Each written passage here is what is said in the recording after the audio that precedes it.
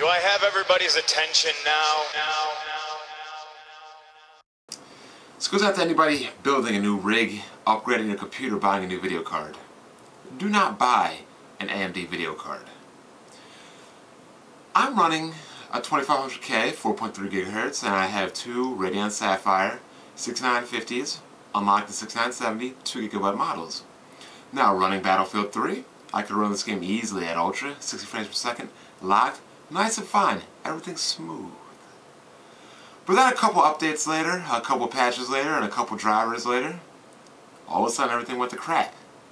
Running in Crossfire is no longer good.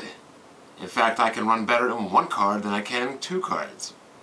People have GTX 560s, which are inferior to an HD 6950, let alone inferior to a 6970, are running better than my cards.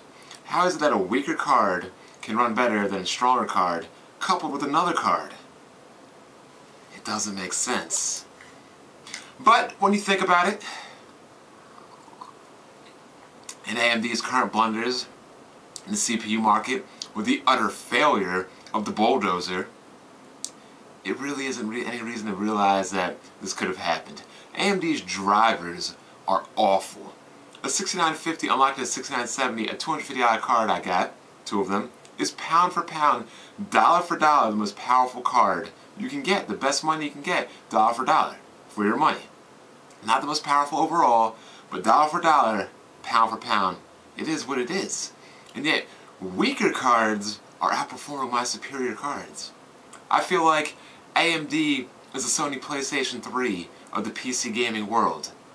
It just tries to be different, it's got more powerful, but it's just more of a headache to get around. I mean, literally, enabling anti-aliasing, the MSAA, is bad on an AMD card? It's crippling to an AMD card? Are you kidding me?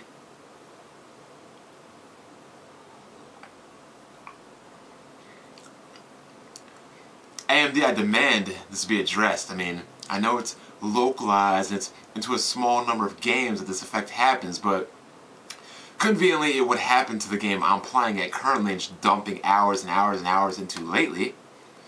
Which goes on to me to my next point.